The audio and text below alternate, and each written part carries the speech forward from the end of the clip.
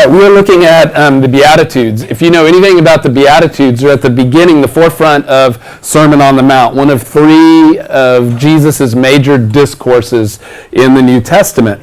And really what they depict is an already not yet.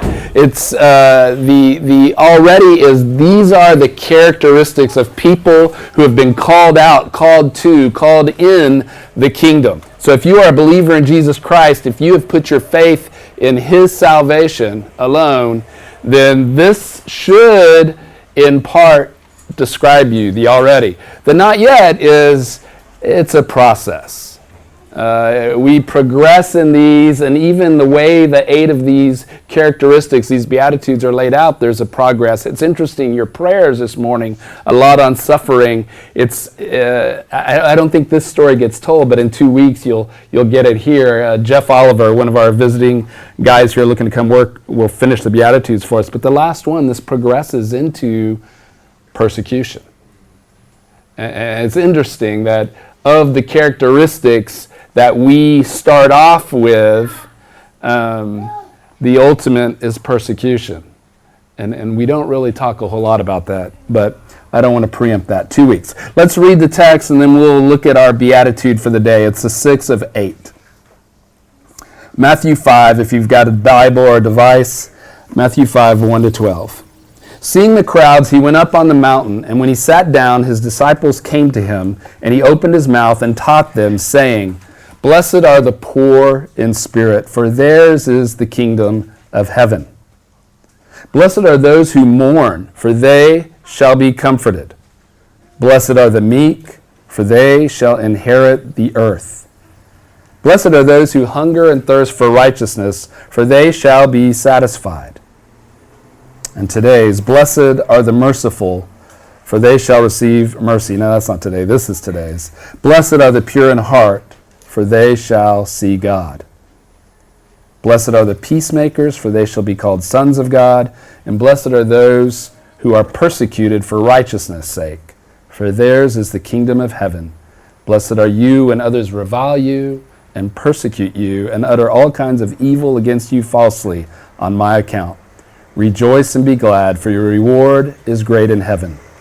For they persecuted the prophets who were before you. So it's an already not yet. It's a process and progress. Though we emphasize salvation by grace alone, by the work of Jesus Christ, you can do nothing, have done nothing to receive your salvation. It's all in Him. And we emphasize that rightly so.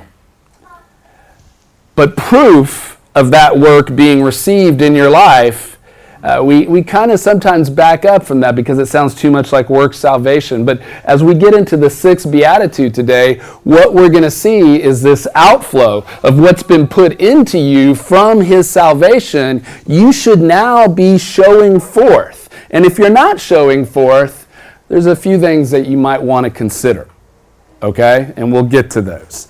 But it's a process with progress. It's characteristics of citizens of the kingdom. It's like raising a child. You see them grow into maturity, into stature, into knowledge, into ability and skills over time. And just like that, in your Christian walk, you need to be growing. If you're stagnant, there's things to deal with.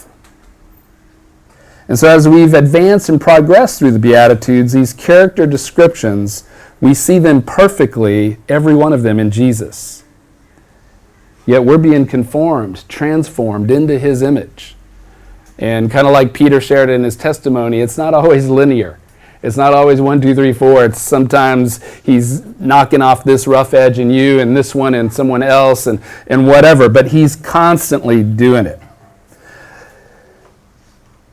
The pure in heart, what we're going to talk about, really gets to your deepest, innermost being. And sometimes this is where struggles, when I talk to people between Sundays, this is they say, but I really struggle with this, or this sin, or these thoughts, or these attitudes. I can't see them. And yet if I'm a Christian, I know I'm supposed to be like this, but I act like this. And you see the divide, even when you read Romans 7 of Paul, what I want to do, I do not do. And this Beatitude is going to cut through all of that. because there seems to be this impending hypocrisy. The Greek word for that is hypokritos, which means behind the mask, that we live this life behind the mask in front of everybody else, that you see me as I want you to perceive me on stage, but in reality, I know who I am.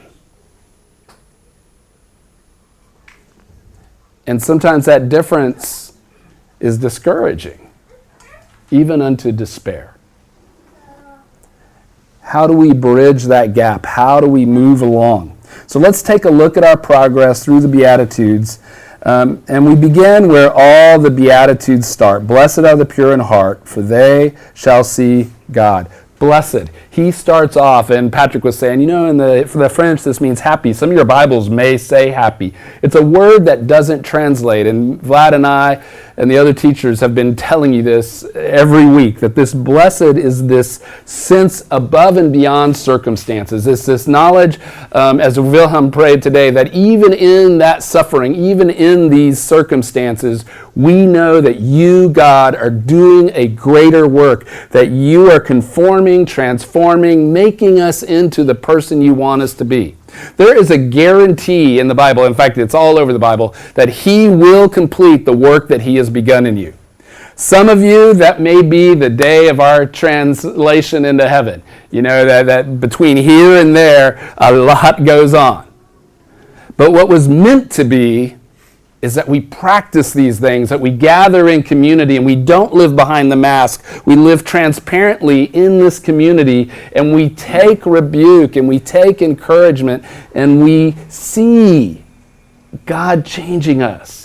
That what used to taste good to me, sin does not. And what used to I didn't have an acquired taste for, righteousness, I do. That hunger that we talked about last week for righteousness is this void that we know that we're not there yet, and we're continuing to go forward and forward and forward, and we're seeking Him more and more and more. And you see that in Paul as he proclaims self-assessment throughout his writings, and he gets to the end of his life and he says, I am the greatest of all sinners. And you think, how can that be? Because when I compare me to Paul, I think I'm a couple notches down. But it's that as we get closer to Him, the little imperfections start to shine. They start to be seen. So blessed that we are Makarios. We are those people who have been given a gift of being able to see. I mean, the scans that they're doing on Eric, that they can tell what's going on in his body. Outwardly, he's lost a lot of weight. He looks great. He smiles. He's jolly. But when they scan, they find poison. When they test, when they draw fluids, they see something that the visual eye can't see. And what these Beatitudes do is they're the scan. They're the mirror that we hold up, as the book of James says. We look into the Word, and we look as if into a mirror, and do I reflect this? And if I don't, why not? And how do I get there? All right? Blessed. We have been blessed with this gift. We are moving unto this promise. He will complete. So there's your hope. The already, not yet. He's already positionally put you. He's written your name in the book of life. But the not yet, we're still on earth. We're still in this sin suit. We're still habitually trying to fight things in our own flesh. We haven't learned completely yet, but it's coming. The pure in heart. Pure means an unalloyed. It's one substance. A simile or a synonym. I don't speak any language good, even English. Synonym is holy, to be set apart, that when you become His, you are a saint. That's what the word holy means. It means to be set apart, that you are put aside for His purposes. Nothing else. A silversmith of old, they would heat their metals in these decanters, and they would heat them and heat them and heat them to extreme heats, and it would make all this rubrous, this stuff float to the top.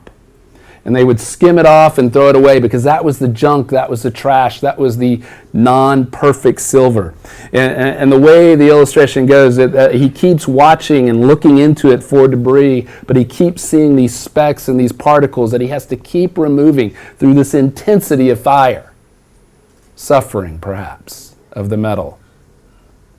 But he knows when it's done, when all the impure substances are gone. And how does he know that? Because when he looks into the cauldron or whatever it is that he's heating this silver in, he sees the master's reflection. And so as you continue to go through that becoming pure in heart, through the trials, through the leukemia, through the hardship in South Africa or the Ukraine, or family problems, health issues, finance problems, that those things are there to put stressors and pressures and pains for you to release, to open up your hands and to give away the things that you're clutching to, which we don't call them this, but the Old Testament would call them idols, anything that comes between you and God. Where you're headed, your desires, your ambitions, if they are clutched more than your relationship with God, they're an idol. I know that's not polite. But you need to release those. And you need to make sure that He is the purity, the silver that is of one nature, one calling, one purpose. What makes it difficult? What makes it difficult to portray ourselves as someone we know we ought to be like? You know the old illustration. You're driving to church with your spouse, with your kids, and you're screaming all the way here. You know? Quit yelling. Don't make me stop the car. Honey, did you really wear that today? Yeah, what's wrong with this? Okay? Don't ask my wife. Is she in here? I think I'm dressed appropriately. But I get dressed in the dark hours of the morning, so it's my fault, all right? But we have this thing, and then you walk through these doors, and all of a sudden it's smile and glitzy. And sometimes we don't even give each other a chance to minister to one another because we put on the mask. Hypocritas. We come ready to act. And really what I want to do in church and why I share enough of my sin is to let you know that the guy who stands up here is struggling just as much as the people who sit out there. And that we're in this as a family. My gift might be to perceive and proclaim, but my gift is not sinlessness. It's struggle. It's temptation as well. Okay? What is this difference between what's I'm portraying and what's in? In today's Beatitude, we're being called to the characteristic of pure in heart. Pure in heart is single-mindedness, a heart singled out for one, sincere. Okay? The old, I don't know if it's actually Greek or Latin, but sincere, I think it's Latin. What they would do is they would sell pottery in the marketplace. And if it was good pottery, it wouldn't leak. It would hold what it was meant to hold, right? But sometimes it wouldn't. Sometimes the heating up of the clay created cracks or little pinholes. And so what they would do is they would take a candle of wax and they would pour the hot wax inside where you couldn't see it, and they would smear it around so it would fill the holes. And then they would pour water in it and hold it up and say, see, sincere. It's without wax or it's without holes. But a smart person would then hold it up to the sun and see if they could see if it truly was sincere without wax. And we're called to be sincere, pure in heart, to live our lives out before others, motives known and lived, thoughts rectified to Jesus, our actions following, that you preach, you teach, you study, you believe, and you act upon it. The biggest problem in the church, honestly, is something you can't cure, unfortunately. But the biggest problem in the church is when outsiders look in and they see the same stuff that's outside. And that's going to happen. It is, because we're fallen and sinful. Yet, the response of that, we shouldn't try to hide it, deny it, justify it. What repentance is, confession is saying, Lord, what you say here and what I've done here, they don't match. And I'm wrong. And I need forgiveness. And I am thankful that you have given me forgiveness in Jesus Christ. I think, kind of like Peter said in his testimony as well, I'm just going to use all of y'all for my sermon today.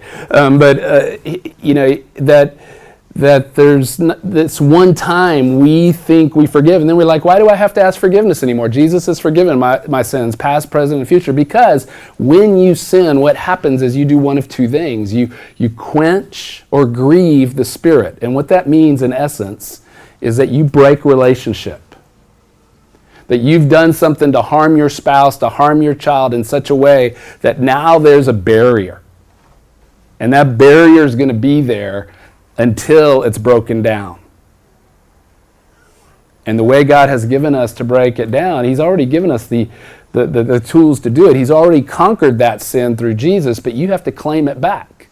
You have to say, Lord, forgive me. That even though I'm ultimately positioned eternally with you, I have temporally stepped away from that relationship, and I have chosen sin over you. I have quenched, I have grieved the Spirit, and therefore I've turned off, I've unplugged, I've taken out the gas. I've no longer got the power to walk in the presence of God. And you need to go back. And that's why we confess. And it's also good for your ego, honestly. That it keeps you in the right mindset, that I'm always in the need of being plugged into that power source. I'm always in the need to have that relationship with Jesus. It's not just a one and done thing. I don't put a ticket in my back pocket and say, I'm going to heaven one day. I'll live like Hades until then. No.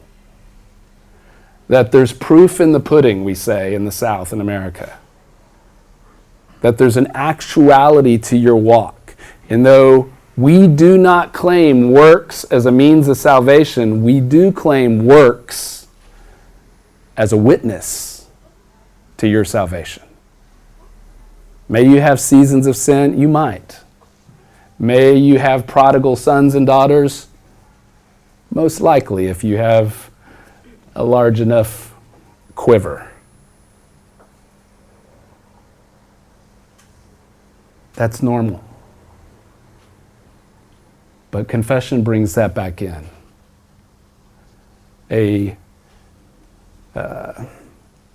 As we would say for the prodigal son, that he gets poor in spirit. He's eating pig slop and he's like, man, this is horrible. I had it better with my father. He's mournful that he has taken his money and run. He's meek because he's picking up his stinky self and he's going home. And he's going home with the mentality that he is going to serve the Father, that he won't be a son, he will be a slave. He's hungry for that righteousness that he knew at his dad's house.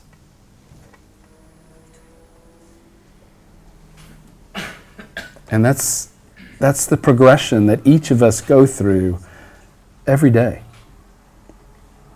if we're trying to walk with him. We have this opportunity to embrace this contentment, this fulfillment, this satisfaction in him. Makarios, we are blessed.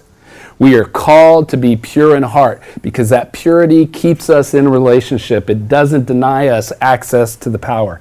And in that purity, there's a promise beyond, and it's so glorious, literally. For they shall see God. We'll get to the eternity. We're going to get there. But before, there's a seeing God now. There's a realization, maybe not, Jesus holding your hand next to the hospital bed, but maybe.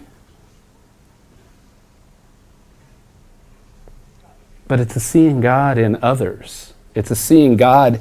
I can't tell you how many times I surprise myself. Something comes out of my mouth when I'm teaching, and I've got to go to my office after I teach because I've got to write that down because I don't know where that came from. Actually, I do know where that came from. It didn't come from me. And you start seeing Him seep out.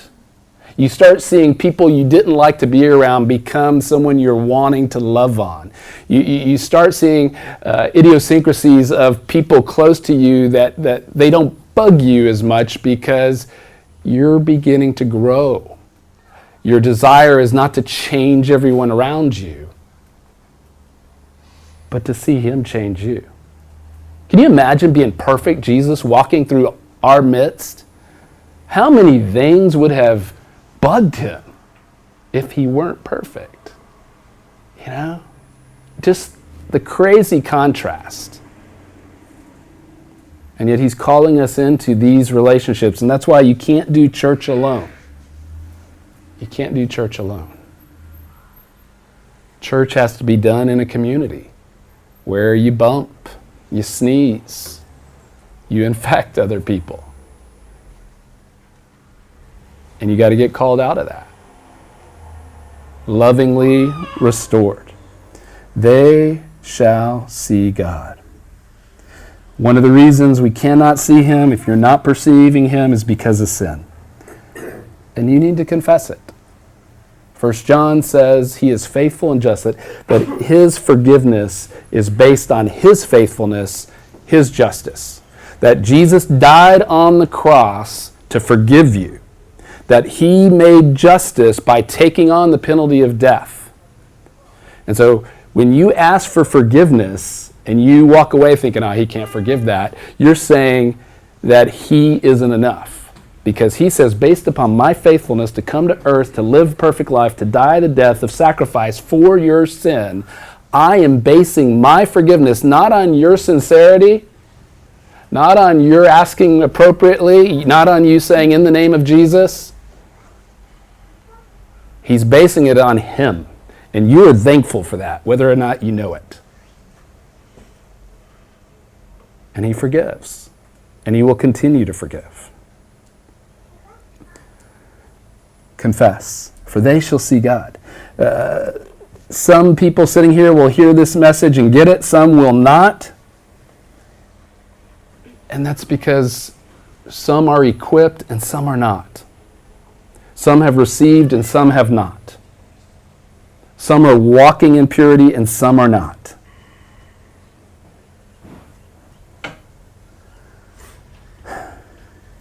We can only see Him with eyes of faith. We can only see Him as we're called forth through this process of mourning our sin, getting right with Him, and growing unto Him. And if you're outside that scope, 2 Corinthians says, today is the acceptable day for your salvation. That if you've been brought here, drug here, my pastor used to say he came to Christ through a drug problem. His mother drug him to church every day. Whatever. Consider that perhaps in this time, in this moment, there's a bigger reason for you to be here. For they shall see God. Seeing Him in the eternal is to come, where we will be transformed, able to see Him in His dazzling version. From the very beginning, He said, you cannot see me and continue. Moses had to be shielded in the cleft, and he just saw Him pass by. Psalm 24 gives David's version of this beatitude. And it says, the earth is the Lord's, everything is His, and the fullness thereof, the world and those who dwell therein. That He owns everything, in rebellion or in participation. He has created and He rules from beginning to end, for He has founded it upon the seas and established it upon the rivers. And then he asks the beatitude question. Who shall ascend the hill of the Lord? Who shall stand in His holy place? Who can be in His presence, David asks. Who will go to heaven? The Bible doesn't leave you guessing. People will say, oh, you're arrogant from outside. They'll say, you're one of many religions. How can you know? and it'll sound arrogant to some of you, but I'm going to put my faith in the one who predicted his coming. Over 300 predictions in the Old Testament spread across 40 authors, across 2,000 years, 3 continents, all converged together in this one point in time, 2,024 years ago, in the birth of Jesus Christ. And not only that, but it pronounced a crucifixion death in the Psalms when crucifixion didn't even exist. It predicted his life, his birth, his death, and his rising again. All thousands of years. And he's coming back. He who has clean hands and a pure heart. My actions reflect my insides. Who does not lift up his soul to what is false and does not swear deceitfully. I am not insincere. I am not duplicit, living behind the mask. Not that you don't occasionally, people. I get it. Confess that. But in general, your desire is to know him and to walk with him. Again, we place a lot of emphasis, rightly so, on the work of Christ for our salvation. But coming forth from that work will be this fruit, as David says, and as is said in Matthew in the Beatitudes. In verse 5, he will receive blessing from the Lord, righteousness from the God of his salvation. There's a promise. Such is the generation of those who seek him, who seek the face of the God of Jacob. Selah. It's the same God. Abraham, Isaac, and Jacob. Jesus today. Future Lord of Lords and King of Kings. To all those who know him. Those who have been saved, those who have come through a poor spirit, who have been mournful over how they perceived truth when they got it, over their state of sin, that become meek in spirit, merciful towards others, hungry for righteousness, they will receive the blessing of seeing and knowing the Lord. It's glorious. It's crazy. And yea, outside of salvation, it's incomprehensible. How are we doing? Does your outside reflect your inside? Not throwing guilt. I'm throwing an opportunity for gain. Get in there, get some brothers or sisters around you, start living transparently.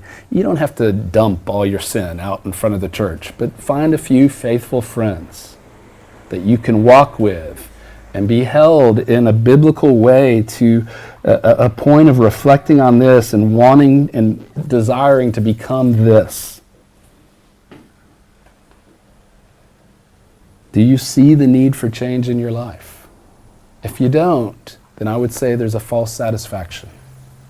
Because if you're still breathing, as my mentor, Pastor Mel, would say, if you're still breathing, he's still doing something. What needs to be brought out into the light? What has held you slavery because you have kept it hidden for so long? Are there areas in your life that reflect two sides? Lord, thank you. Thank you for giving us the example of Jesus. Thank you for showing us the perfect form of humanity, of purity in heart. Thank you for promising to transform us into that today I might have a little despair on where I'm at, but I know in the midst of that despair, he's breaking me free. He's releasing me from the chains, and I am moving forward as I relinquish, submit myself, allow his Spirit to subdue me and teach me and turn me towards him. Father, give us the courage to take the risk to be true to you in everything we do. Yeah, that's it.